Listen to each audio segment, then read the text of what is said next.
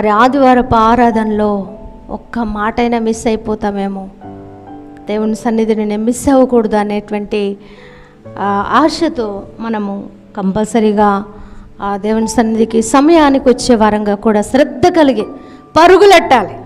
ఒక భక్తుడు అంటాడు, ఏమంటాడంటే,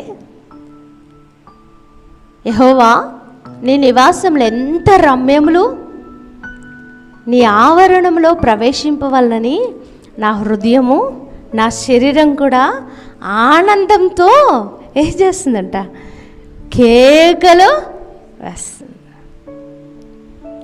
ఎంత సంతోషం ఆయనకి. దేనికోసం?